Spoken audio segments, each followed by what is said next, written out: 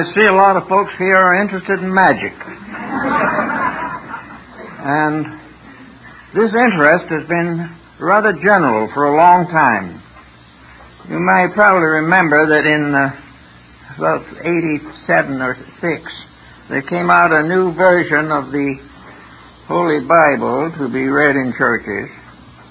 And in that new edition, this new one just out, it states very firmly that 3 astrologers saw his star and came to venerate him.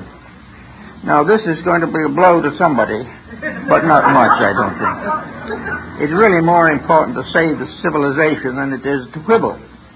Now, the astrologers were magi, and the magi of Persia were the source of practically all of the esoteric tradition that drifted into Europe. They were very wise in many things, and their wisdom went back a long way. And among their various achievements were not only astrology and divination, but also a series of very practical discoveries and explanations that will be of service to us today. 3 forms of magic were recognized. White magic, a sort of gray-colored magic, and black magic. The Magi of Persia were essentially white magicians. They used their arts and their wisdom and their skills for the service of humanity. But like most ancient nations, they had their problems. In the old days, the contact of the human being with his environment was very hazardous. There was no philosophical background to depend on, no regulated theology to lean upon. Each individual had to face the problems of life with whatever courage or insight he possessed. And early in the development of early civilizations, there came around the idea of a medicine priest, a priestly clan, which is perhaps best known for its part in the development of the American Indian structure in North America. It was recognized that there were holy people born with a peculiar gift of some kind, and these holy ones became priests. Now, they were not priests as we would know them now. They were not ordained to a ministry or something. They were priests because they could talk with the olds, or with the spirits, or they could see things that others couldn't see, or they could find out where the buffalo were. Such a one was Sitting Bull, who was a medicine priest for his entire lifetime, practically. And all that time he lived as one small tribe, and he predicted for them, and he worked with their sick, and he prepared them for their journey into the afterlife. He even went with them, according to legends, and helped them to make the crossing to that world beyond, where the campfires are in the sky, stars. The priests of that type were an absolutely essential part of civilization. They made it possible. The average person was frightened. He had no securities, no protections, and no insights. He had to depend upon something, and that something was early the medicine priest. Now, the medicine priest, in turn, had to depend upon something. He had to depend either upon the insights which he possessed within his own nature, or make use of symbols and figures and signs and various talismans to enforce his beliefs or teachings. Not very long ago, we noticed in one of our prominent journals a whole page devoted to the classification of available charms that you can buy right now. These charms will do almost everything.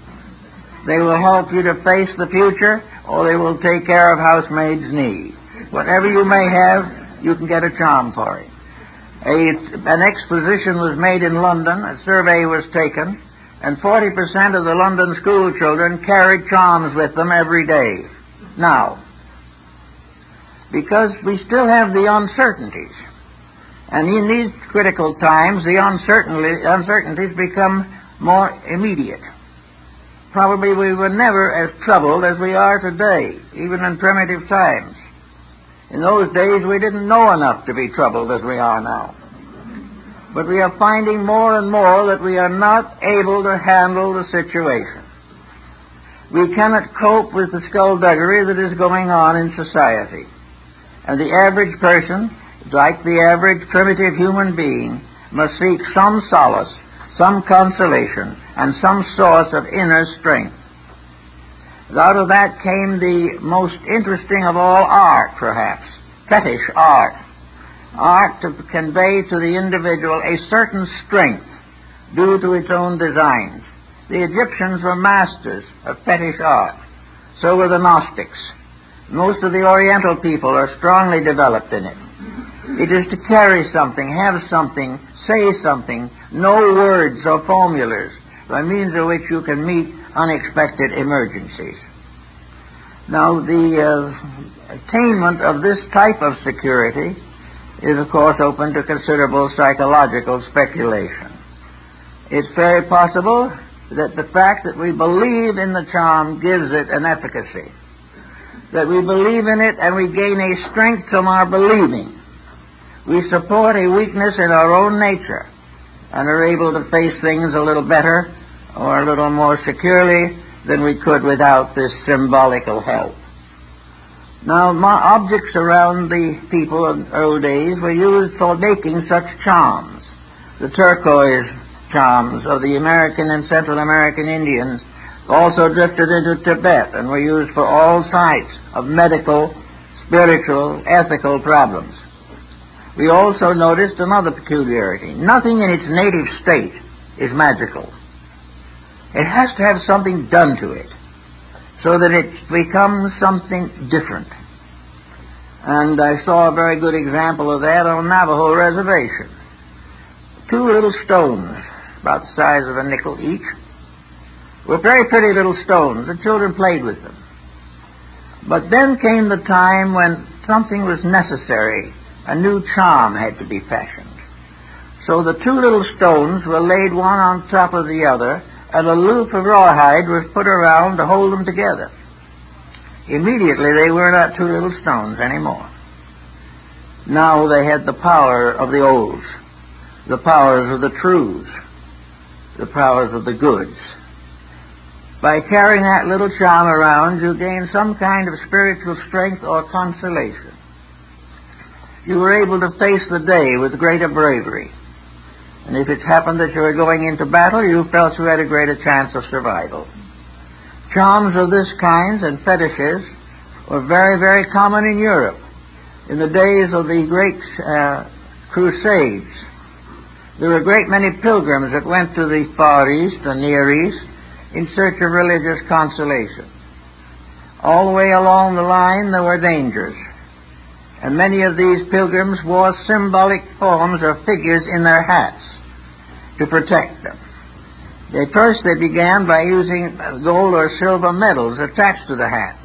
But many of them were held up and killed for the gold medals. So they became finally merely paper symbols. But if you had that on your hat, you had a better chance of getting to Jerusalem. And you probably had no actually better chance. But you approached life with a greater positive sense of strength. So the charm and the fetish were strength symbols. They helped us to go on and do things we did not believe to be possible. In medicine, it's the placebo. It is a little capsule of nothing but ground white flour. If you take it, it'll cure all kinds of diseases that you do not have. You think you have them? So this helps you. Everywhere there is a magical value in the unknown. There is something that, if you can visualize it as useful or helpful, can do wonderful things. This is the secret of holy relics. No one knows how efficacious they really are, but that they have resulted in miraculous circumstances cannot be denied. We do not know just how the healings of Lourdes and Saint-Anne-de-Beaupré are achieved, but certainly the belief is important. The charm, their symbolism, the prayer, and a physical action to make all these things into one pattern gives the individual a strength that he does not otherwise possess. Now, white magic in its essential form must be virtuous. White magic is that which serves without hurting. It is that which accomplishes good and is never used for any other purpose. White magic is the use of the powers of life, the powers of nature, and even the ordinary faculties of the mind for the perpetuation of constructive imagery. It is necessary, therefore, that all white magic, in order to retain its nature, must be backed by a strong moral character. This is something that has been very common throughout Asia, where most of the dedicated mendicants, the holy men, have achieved a kind of white magic by gaining complete control over their own minds, their own emotions, or their own actions. These people, to remain white magicians, would under no conditions pervert, corrupt, or compromise the principles which they hold sacred. Therefore, a life dedicated to certain spiritual principles gains also a strength. And this strength can be considered as magical, because it involves faculties that cannot be completely classified. No one can be sure what happens, but if something does happen, then in some mysterious way, an energy that resides in nature is made available to the human being. And it is generally known and widely respected that where dedication results in a greater interior enlightenment, the individual does perform heroic services for mankind. So white magic is the use of every power that we know for the service of good. It is the ability to learn but never abuse what is learned. And it is that the highest of all learning is that which is dedicated to unselfish purposes. White magic is not used to help oneself. It is assumed, however, that properly used for other purposes, it brings with it a security of the inner self. The individual who serves gradually gains the realization that a divine power in himself is making this service possible. And it is this divine power which then becomes the leader of his life. In this way, we have a great many very wonderful examples of dedication, and the fact that these dedications in their turn have contributed tremendously to the advancement and survivals of civilized orders and peoples.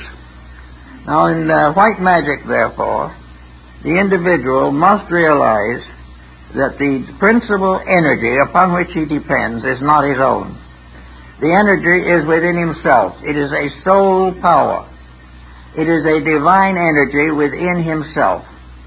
And any use that he makes of this divine energy must be worthy of its source, the light of God and the light of truth. If this is perverted and the individual becomes self-centered and turns these energies for the advancement of his own purposes, he goes against the statement long made, others him he could help, but himself he could not save. Therefore, the individual who uses the divine power is forbidden by the law itself to use it for himself. But by using it for others, he reaps a virtue within himself. Always the motive becomes the basis of the difference between these various types of discipline. If the motive is personal, the achievement is much lower and much less permanent than where it is for the service of something greater than self. Now, in the life of the average person growing up today, there is an unfortunate lack of nearly any idealistic structure capable of dominating conduct. Small children are not taught that conduct is of great importance to them. They drift along under some circumstances reasonably well, other times not so well. Some are miserably neglected and left to develop the best they can. The condition of children today is very poor, generally speaking. On the other hand, the individual, the parent, should understand the responsibilities of his own office. A parent who leaves children to be neglected is injuring himself far more than he could possibly do by some obvious act of delinquency. We have to use the divine powers that are given to us to serve the divine needs of our fellow men. We must use them as they were intended to be used, not to make life more comfortable for ourselves, but to make life more important for those in great need. We have today a world in great need. We have hundreds of millions of people on the verge of starvation. Therefore, it becomes particularly unfortunate in these days to use the needs, sorrows, miseries, and sufferings of other people as the basis of improving our own economic condition. This is not good white magic. White magic is also the development of the love principle. Actually, as Plato pointed out, the end of all wisdom is to understand faith. It is to understand the real, deep relationship between the human being and his Creator. And this relationship is divine love. And this divine love is transmitted from generation to generation and from level to level of culture to become the basis of personal and impersonal affections. There is love of God, love of country, love of beauty, love of family. There are all kinds of affections, but they are all, to a wager, magical.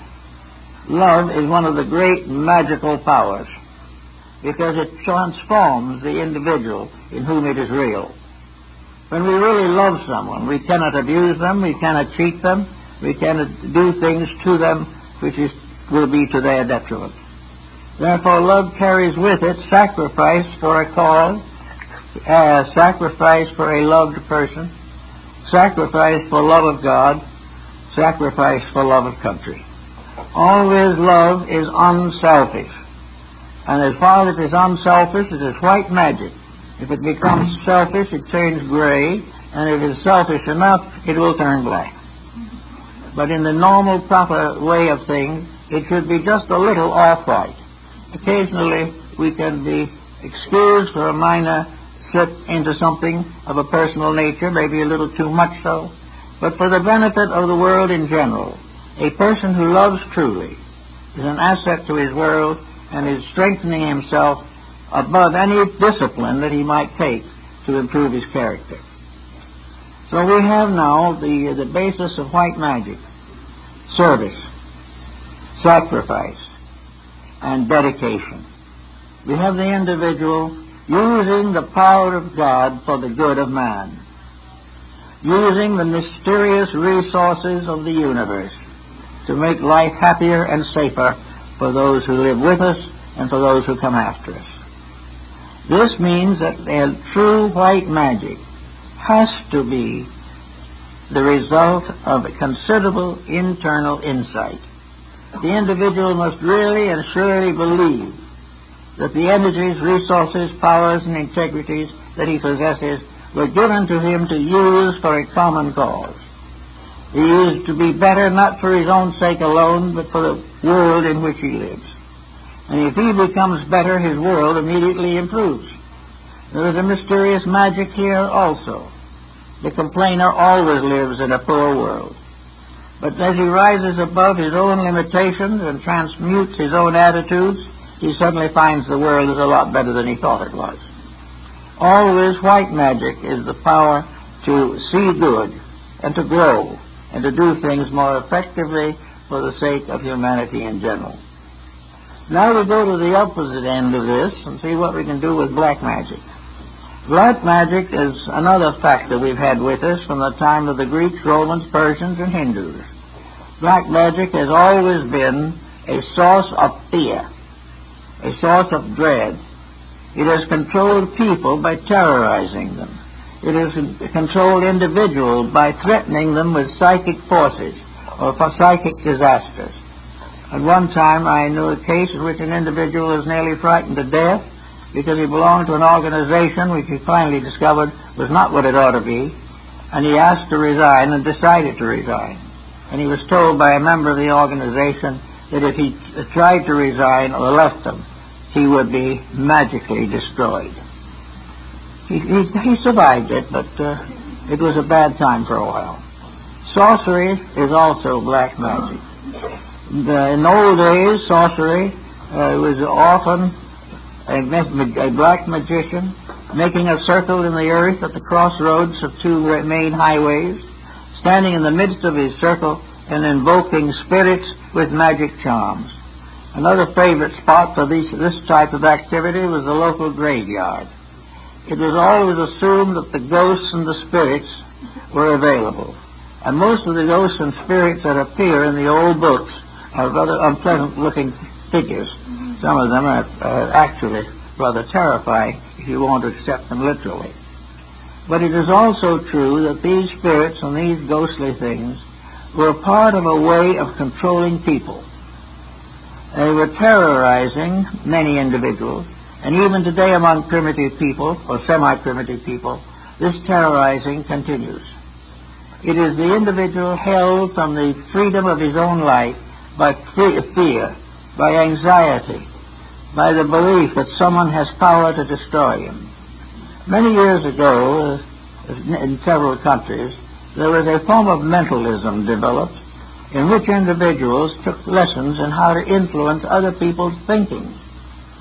All you had to do was sit very quietly, meditate, say certain holy names, and turn the attention to this distant person whom you wish to influence, and force them to make the changes that you can cause them to make by the use of magic. That went along quite a while. Exponents did pretty well for themselves. And, of course, the teachers did very well for themselves, as they always do under those conditions. And then came the deluge. Suddenly, these people who were out influencing others realized that others could be influencing them at the same time. And that was all different. We wish to influence other people to do what we want, but we didn't want them to influence us to do what they want. And so that whole group of nervous breakdowns resulted, in which individuals were frightened to death that others were using on them what they had been trying to use on each other. So this gradually faded out. It wasn't so good anymore. It became obvious that all over-influence can work both ways. And when it starts to work in reverse, it loses its interest, but becomes a source of greater fear and anxiety. Black magic is represented in a heavy literature called grimoires. These are little penny productions, most of them forgeries, accredited to great teachers of the past.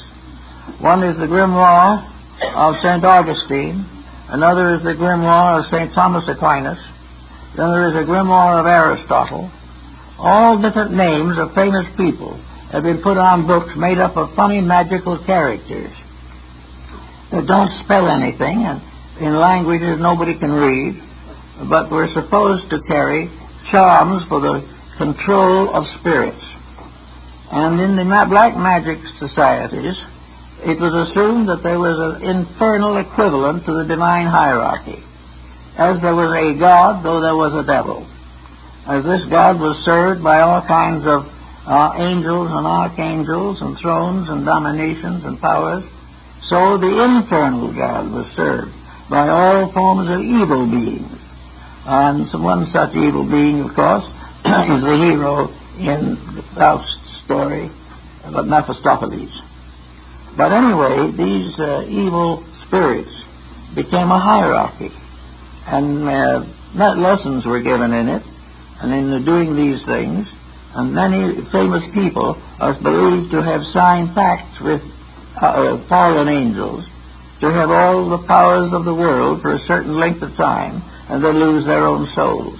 One who signed such a pact, according to pretty solid tradition at least, was Oliver Cromwell. And the pact ended on a certain day, and so did he. So that all these things are part of a great cycle of mystery. Now, black magic is dedicated to the concept of power without retribution. It is based upon the idea that it is possible for the human being to conceive and design and invent all kinds of mysterious things for unworthy purposes. It is possible for him to gather wealth by unfair action. And always with these things were little scribbles, little lines of mysterious characters in Greek or Hebrew or Senzar or Phoenician or something that nobody could read. Now this kind of brings something to mind that we don't think of very much. What are the great magical alphabets of today? Mathematics. All those formulas on the blackboards, on the institutes of technology, are mysterious abracadabra, understood only by those who have been students of the subject. But out of these strange combinations of figures, numbers, various variations, come all kinds of strange things. From the studies of physics and biology and chemistry, there has developed a tremendous number of very strange and not necessarily very wonderful things. Remember now that the motive is the principal factor. Where a thing is done to help mankind, it is what? Where it is done to profit only individuals, or is made to damage some at the expense of others, it is black magic, regardless of whether it is on the level of banking or on the level of agriculture. Motive lies behind everything. If the motive is not basically good, then the individual gets into trouble. Many years ago, I was talking by a physicist from the University of Berkeley on their researches in nuclear weaponry. And I asked him how he slept at night as being part of this program. And he said very simply, he said, well, we don't have no responsibility. We invent, we don't use. If we invent it and somebody else abuses it, it's their fault, not ours.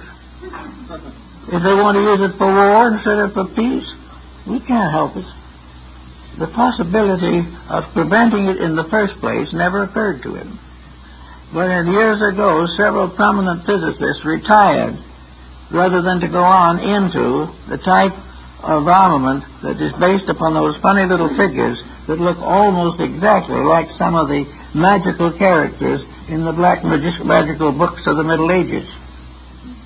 So here we have now skill. We have the ability to invent. And we think of progress in terms of invention. We are so proud of landing somebody on the moon that we can hardly wait to get them onto Mercury. We are so proud of the television that we never give a thought as to what comes over it. We are very proud of the nuclear fission and all that has to do with it. Now we're gaining an inordinate pride over all these computers that we are using for one purpose or another. Nobody, however, gives any thought to the misuse of these things. Once they are invented, you can't take it back. The Egyptians and the Greeks had a lot of knowledge of these subjects, but they gave this knowledge only to initiated members of their esoteric bodies. And they held those initiates under the strongest obligations. One single slip of the tongue could cost the initiate his life if he was dedicated to the service of the temple.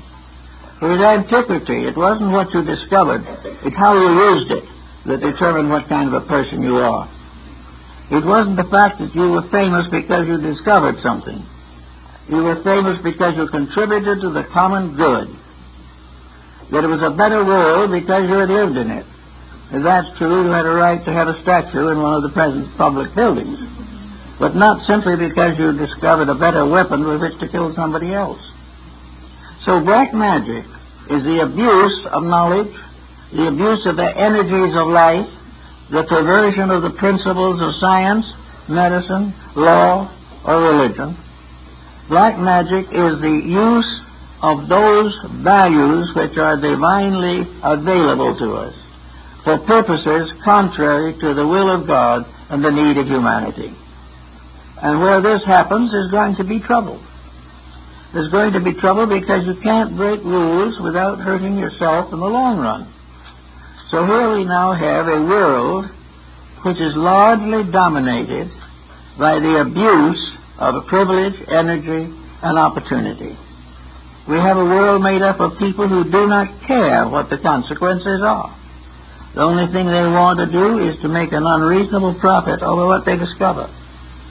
Narcotics addicts are perfectly willing to buy their necessary drugs by making new addicts. They don't care.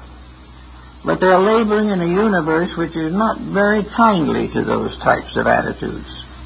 Somewhere the disaster happens. We cannot abuse privileges without ultimately suffering physically, morally, mentally, spiritually, and also bringing down our own civilizations in ruin. So the black magicians now probably are mostly in the fields of higher learning. We have an occasional black magician who tries to become smart, has a little circle and a few followers, but doesn't amount to too much. But these great black magicians, these great economic speculators, these tremendous perverters of knowledge, these are the things that worry us. Because we are given things without being given any wisdom to use them. What have we done with these things, and why do we talk about progress? Why do we say that we are the highest intelligent creation that ever existed? Simply because we are scattering death about the world. Why do we insist upon thinking that there is no responsibility for our conduct? It may be true that the laws of the nation cannot reach us, but the universal law will not forget us. And when the time comes, it will do what is necessary to correct some of this condition. Actually, therefore, I think our main problem is to transform certain black magic into white magic, if we can. White magic is usage. White magic is direction of usage. We are not dealing in white magic when we sell to anyone who wants to buy nuclear weapons. We are only actually serving the universe where we transmute these nuclear weapons into plowshares and start using, instead of abusing, the resources of life. This is true everywhere. We are abusing the resources which have been given to us, which would be adequate for us if our own selfishness didn't destroy us. So black magic, in fact and reality, is the use of power to hurt. It is the use of position to enslave. It is to use education as an instrument of industry rather than enlightenment. It is a country which passes laws that are inappropriate to the needs of the people. And most of all, it is an example which we give to those around us of the abuse of divine privileges. Just as a neglected human being is a blot upon the memory of nature, so this constant abuse and misuse is a constant cause of sorrow and misery to all concerned. White magic is use. Gray magic is, say, misuse. Black magic is abuse. And these things will come back to roost. They always do. So we look around and we say, what are these wonderful, gracious gifts for which we are congratulating each other? Well, actually, we do not need to canonize the inventor of television at the moment. Their contribution to our enlightenment is mostly pathetic and apathetic. And being what we are, most people will not support anything better because they have no background for it. And why have they no background? Education has been used only to create selfish people. Our whole civilization is geared to concepts of gray and black use of the gifts and powers and privileges that we have received from nature. We are misusing knowingly. We know when we are taking narcotics. We know when we're alcoholics. But we do not realize that there is something in us that is just getting into serious trouble. We think it'll all end at the grave, that we'll all go to sleep with the ages and no one will know whether we ever lived or not. This is really, to some, is a pessimistic view, but to a great number, it is an optimistic view. They definitely hope that their own careers will never catch up with them. But this is a false hope. In nature, everything has its payments. Everything must be solved correctly. So we say the old black magic was the time when they created various demons, where they burned cows at the stake because they were enchanted. And there they put people up in position and sentenced them to be burned at the stake or broken on a rack, simply because they were dodgy old people with bad memories. All of these things were looking after the smaller crimes. There was a great fuddle in Germany at one time when a cow went dry, and practically all the citizens of the community were blamed for it, and one or two actually lost their lives. All this to try to make it sound nice and ornery and even and correct. It all is part of a strange negative magic that has enveloped the human mind, or has tainted it with all kinds of ulterior explanations. No one has seemingly wanted to accept the simple fact: we are in trouble because we deserve it. This is the last thing we want. And because we do not want to face into the causes of our own difficulties, we have developed a new kind of magic, which we might term, for general purposes, just plain gray magic. Gray magic is doing some small thing right in order to get away with something bigger that we don't want to have right. It is a partial conversion. Now, every evangelist in the olden days knew what these partial conversions were. The individual came down the sawdust track, in great humility, wailing with mishaps that were happening to him, accepting blame for everything he'd ever done, and praying for forgiveness. So he got an absolution from the missionary, and it seemed to be fine. The next year he came down the path again with exactly the same problem. I used to know some retired missionaries over here in Pomona, and some of them had actually converted the same person 10 or 15 times. The conversion never stuck because the person only got a repentance for a little while, but no basic change in nature.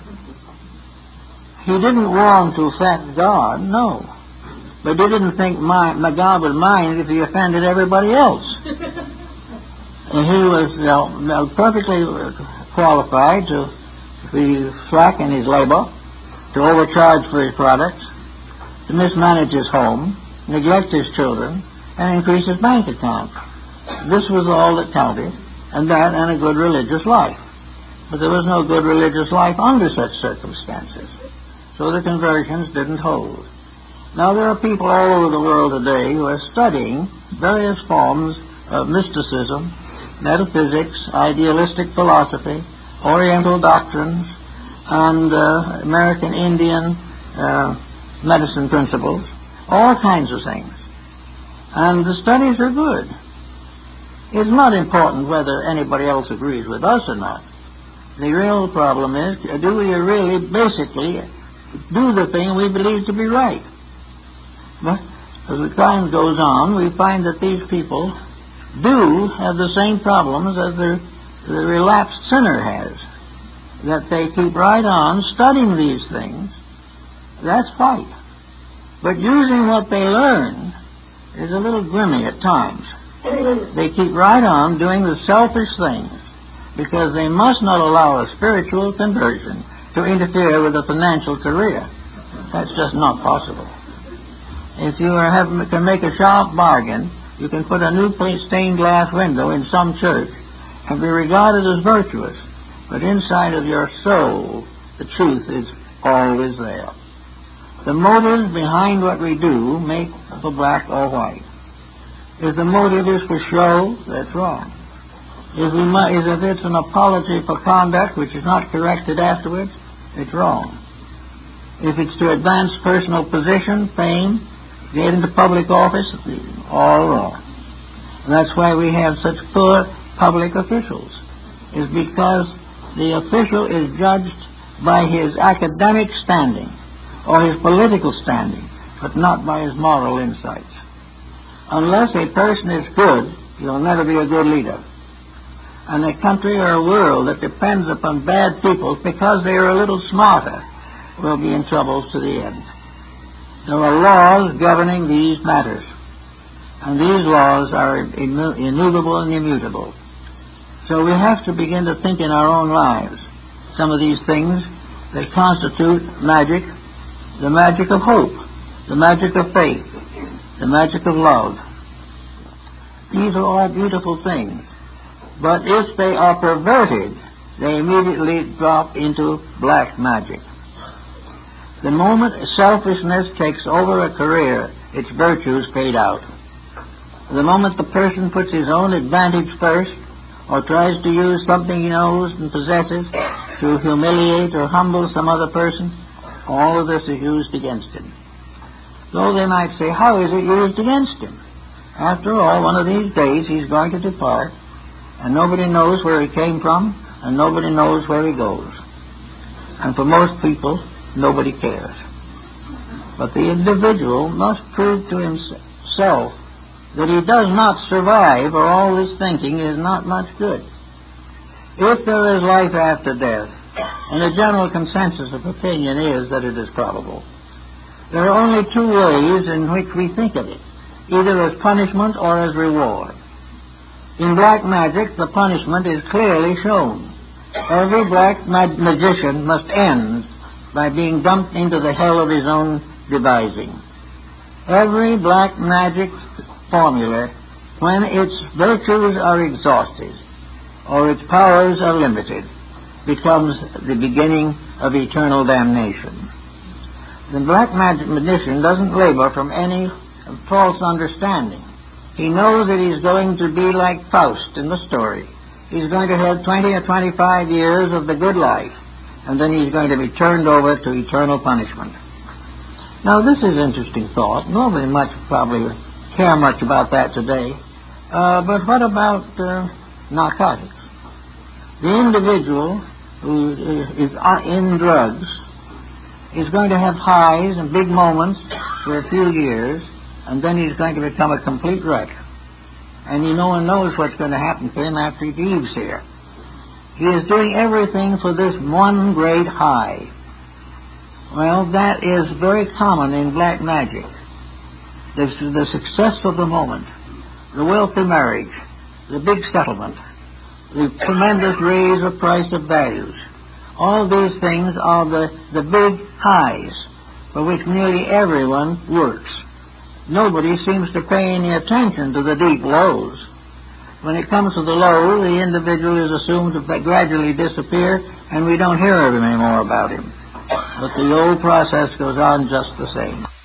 I think that the philosophies of old were much better to help people to live than the one-life doctrine that we have been nourishing so arduously recently, if we nourished anything. Of course, even materialism is not generally popular. Everything is questioned. And the most common question is, where do we go from here? A lot of people hope that we don't go anywhere. But it's so possible that they could be wrong. And if they are wrong, they've made the biggest mistake of all. And this is the mistake for which very few people are prepared. Therefore, the virtuous life, not a virtue in the sense just a plain lip goodness, but a deeply integrated, dedicated life, won't do any harm if there is no immortality, and will do a great deal of good if there is immortality. Socrates pointed this out very clearly. He would either go into silence forever, or he would find the answers to the questions that had never been answerable in the material world. So, a lot depends on what we think about that.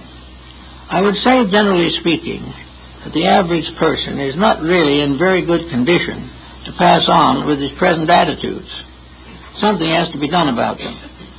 Now, the point of value is that whatever he does that improves him now. He doesn't have to wait till he's dead to get his reward. Integrities enrich character here and now, and the absence of them is a cause of constant consternation and dismay.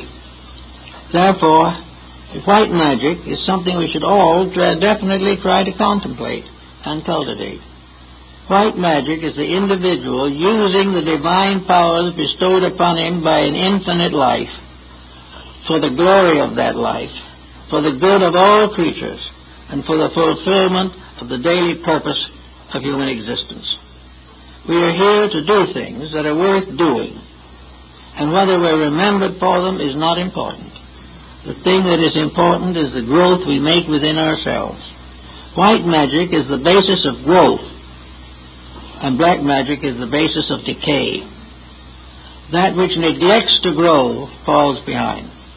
That which does not become better must inevitably become worse. So we have a span of years like the mystery temples and schools of antiquity. We are all being initiated into a universal wisdom. It is around the corner. We have carefully avoided it. Why? Because it interfered with human purpose. Our whole idea of greatness was in terms of architecture and statuary. We wanted to have a statue in the forum, and someone said to one of the Roman emperors, why is your statue not in the forum? He said, well, I think I would rather that people ask why my statue is not in the forum than ask why it is. And that's a good answer to a good question. But we are all interested in things that are not permanent. We all hope to get the house paid for before we go. We all hope to leave something to the children. We all do all kinds of things, but we do not really plan a life. We do not make a way of growth. We do not make sure that children are worthy of what we leave them. We are not sure that they will do better with what we have than we have done, which may not be very good. Everything is neglected in principle. And where success is achieved at the expense of principle, it's black magic. And black magic is punishable, not by the courts of law, but by the divine tribunal, or rather by the actual energies themselves that are locked within the living creature. We are all of us given a certain allotment. We have a life allotment of energy to do what we can for all we can while we're here. The idea of wasting this allotment in Las Vegas or something of this kind is very unrealistic. How can we really look around us today and say that we are better than our ancestors? We have in the last 50 years caused more trouble for ourselves and each other than occurred in the previous 2,000 years, because we have greater privileges. We have greater skills. We have greater knowledge. And always the greater evil comes from the abuse of the greater good. So we are now in a very shaky spot. Already we begin to see the ghosts of compensation and retribution arising. We have neglected the realities, and wherever this is happening, we have fallen into black magic. We are also always aware of these false leaders that have led us to punishment and led us to death and war. But in our own little personal lives, we are leading ourselves in the same direction. We haven't the courage to stand up for principles. And if we do not stand up for right principles, we will fall under the penalties of the abuse of principles.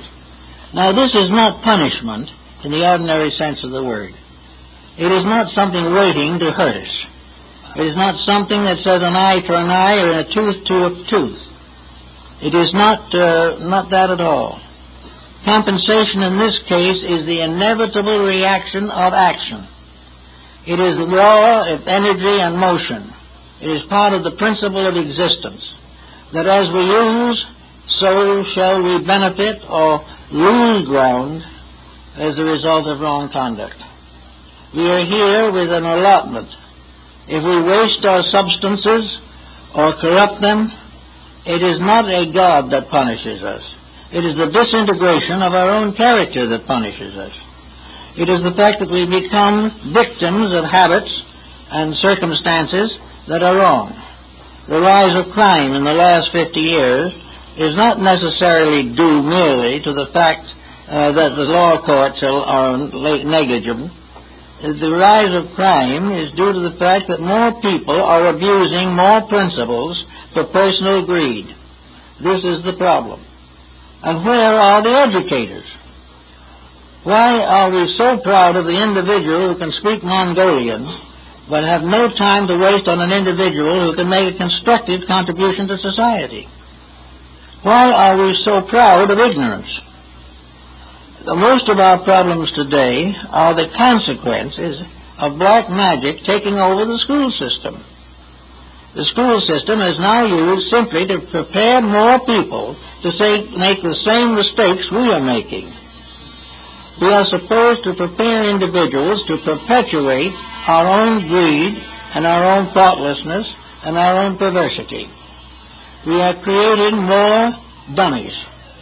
And as a result of that, these young people, having no education, turn around and fall into every imaginable crime, which is not because they are necessarily delinquent children, but because they have never received a proper share of the responsibilities of growing up. Now, we can take this same symbolism and use it in connection with our own bodies. We can say that instead of our children, perhaps, we are talking now about our flesh and blood. We have to realize that we are responsible for the proper use of energies. There are things we can't prevent and there are things we can prevent. But in every case, the purpose of civilization is to find ways of doing it better. Now, this doesn't mean bigger computers. It does not mean bigger bombs. It means better use of constructive means to accomplish the growth of society. We are now up to 6 billion. Pretty soon we'll be up to 8 billion. And of that 8 billion, 90% will come in and go without the slightest understanding of what life is about. They will not understand what it means to be better. They will not understand that there is anything more important than cash. There is no way of helping these people unless the civilization itself creates what the Oriental calls good karma. As you sow, so shall ye reap. And man is in a condition where he is able to see, or should be able to see, that he's making a mess of things. If he can't see that, he really has suffered from a serious astigmatism. He knows what he is doing isn't right, but it interferes with things if he tries to change them. Most of all, it hurts him where he suffers the most, in his pocketbook. It takes away from him certain glamour. He isn't regarded with the same favor by his friends. He isn't serving as many cocktails as he used to. All these things are social adjustments which he's afraid to make. He's afraid he'll lose his job. You've got to get to the basis of the situation, and for the average person of today, the basic change must come in the only place where it can come, and that is in the home. The only chance that parents have to really lay a foundation for the lives of their children is in the first 6 or 8 years of that child's life.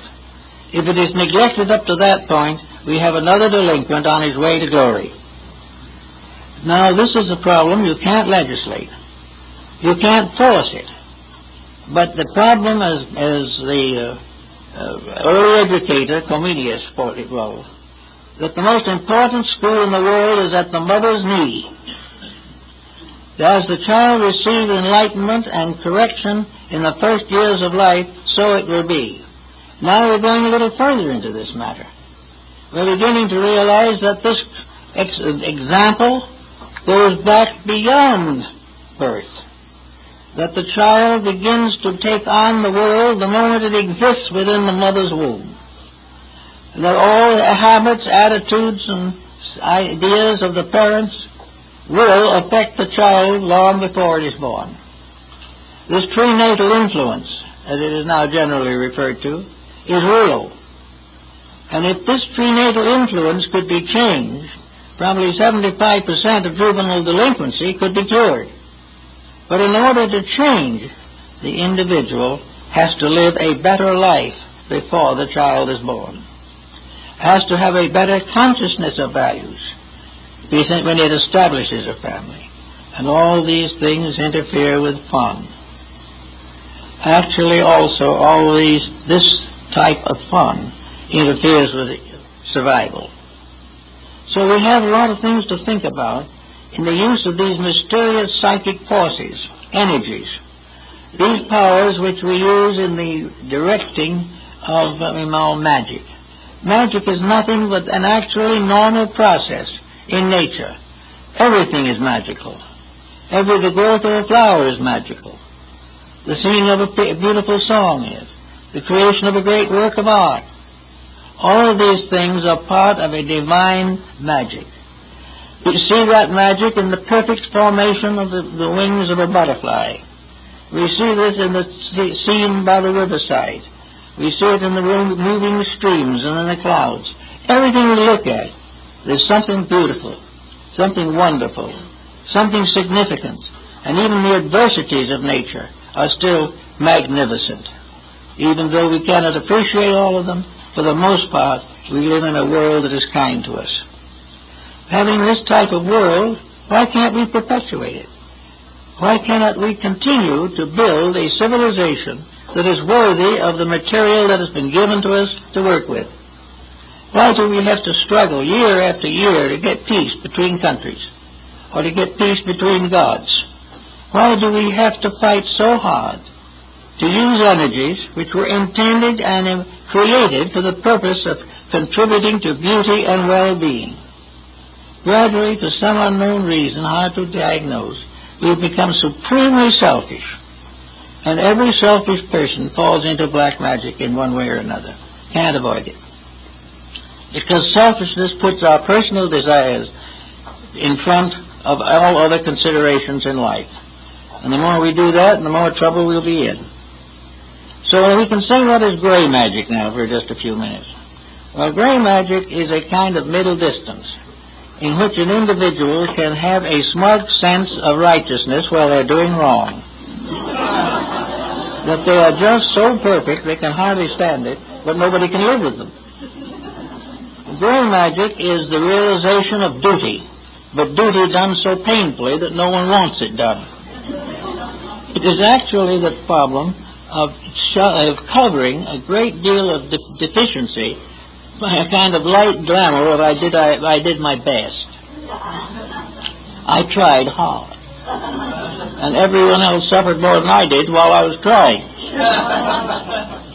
So we have people who are just trying to be good and making a miserable job of it. And it also seldom if ever really cleans up a disposition.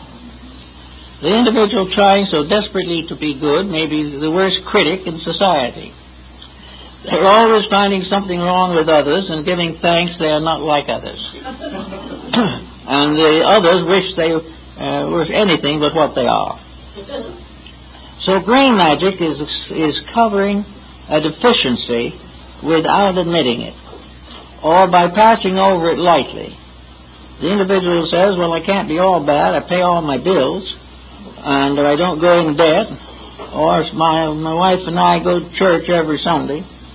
All these things sound as though the individual was doing pretty well, but he doesn't mention on the side that he's foreclosing a mortgage somewhere. That's just plain business, you don't count that. So that the gray magic is a person who may in some things actually behave pretty well, but is covering up something that he doesn't want to change. He doesn't want to be unselfish. He'll be a little bit unselfish. He'll buy a couple of tickets to the fireman's ball or something. But he doesn't really want to go all out for a better world. He wants to go all out for what he wants. And these people become more or less pacemakers. They're the ones that so-called respectable citizens copy and try to do likewise. So I say that gray magic is the covering of large faults with small virtues. It is the individual who hasn't quietly thought through his own personal attitudes towards life. He hasn't become truly honest. He's just honest enough so he won't get caught.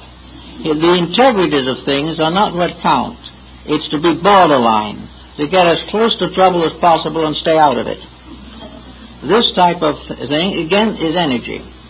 And the whole thing breaks down to one thing. We have one life.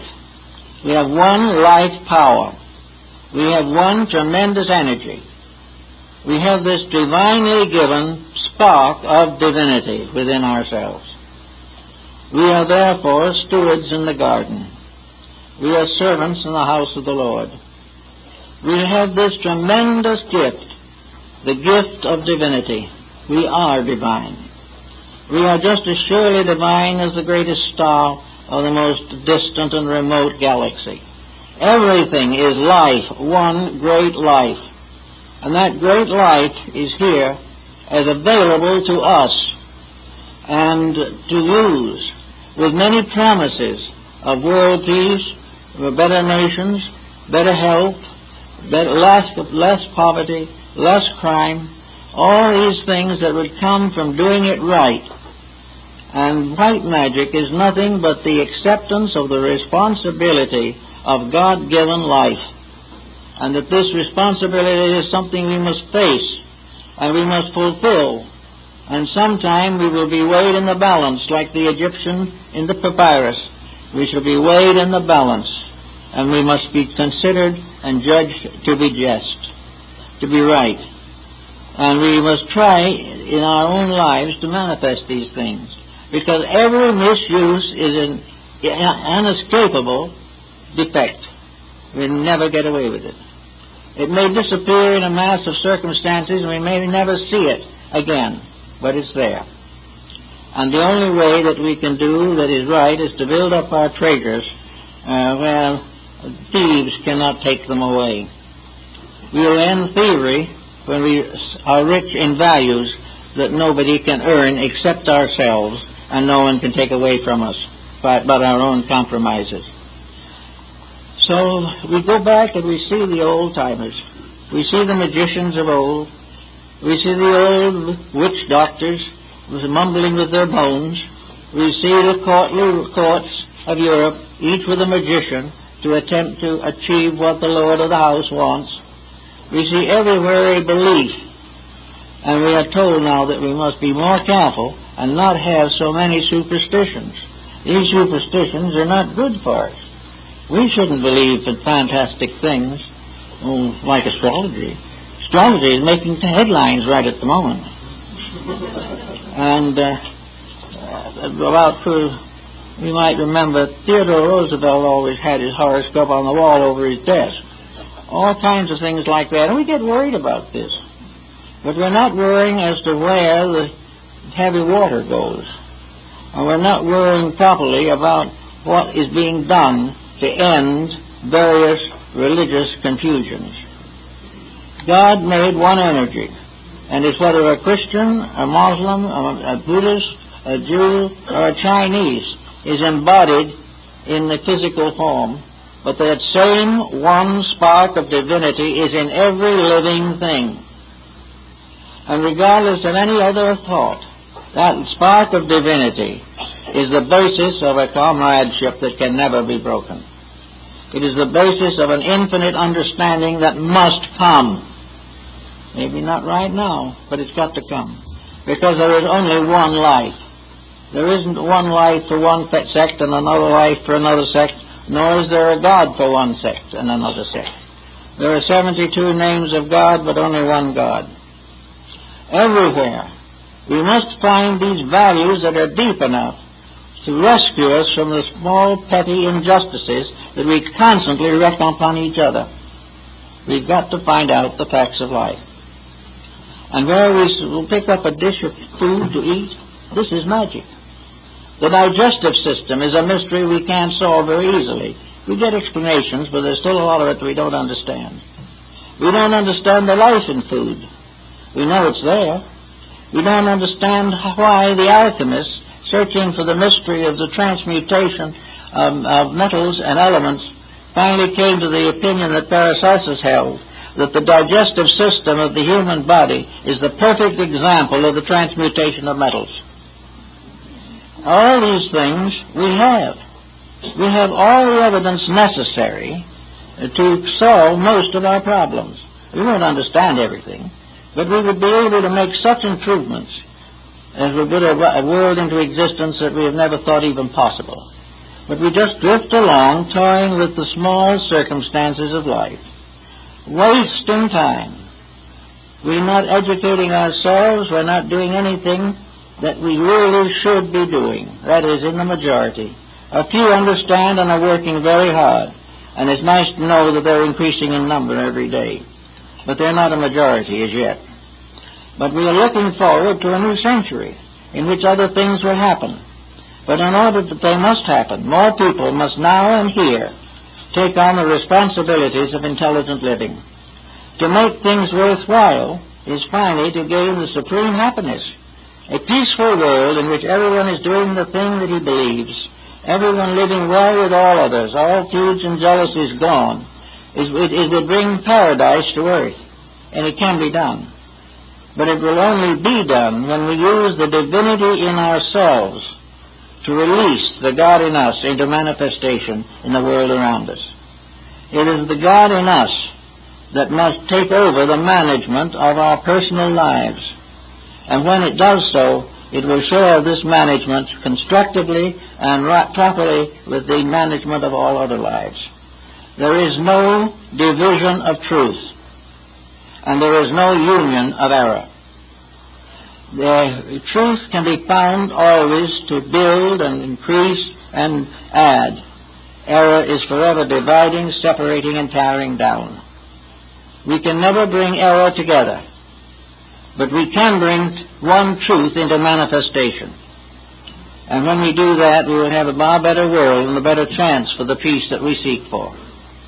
So each person in some small way, it doesn't have to be anything very startling, but each person in some way should try to realize that he is a kind of garden, and that in his heart has been sowed an immortal seed, the seed of his own glory, the seed of God in him. And it's time for him to keep his garden weeded and take care of that seed, and make sure that the seed of truth in his own heart has a chance to grow out and manifest and bear fruit before it is completely choked out by the false values with which we are surrounding ourselves at this time. Magic is always here. Things will always be mysterious, and they can always also be wonderful. It is almost entirely up to ourselves how these things shall go. So I think that we do have something to realize in, so we say, the use of magic. Magic of healing is going to gradually take the place of all the remedies and dopes with which we are afflicted now. The magic of legation will find honesty and will find who is right. The magic of leadership will give us proper government. The magic of love, enduring homes. The right use of that with which we have been divinely endowed is white magic. It is to do that which was intended and to be rewarded as good and faithful servants, instead of allowing ourselves to be kicked around because we reject the very values which would give us permanence. I think we have all this to think about as we come to the end of the century. We have all this to think about as we pass through the years of our own lives. The great magic is the magic of transmutation and transformation. And the Rosicrucian mystics held this to be divinely true, and so did Jacob Boehme, the great German theosophist. It is that the redeeming power, the transmuting power of love will make all things well, and the poison of hate will gradually cease to dominate in human concerns. But we must change. We cannot have hate and love at the same time. In the Persian mysteries, the two great deities, Ormuzd and Ahriman, were the good and evil principle, the god and anti-god. Actually, in the mythology, they were brothers, born of the same parents, one to save and the other to destroy. And this peculiar symbolism goes down through most of Persian philosophy. But in the end of it all, the brother who was evil, Ahriman, comes back to his brother, almost, and bows before him and kneels before him and says, I now have had my fill of this. I know you were right. Therefore, I surrender my separate power and return it to you where it belongs. And it's the same thing we have. There is a seed within us of self and not self. There is something that has to do with the better part of ourselves.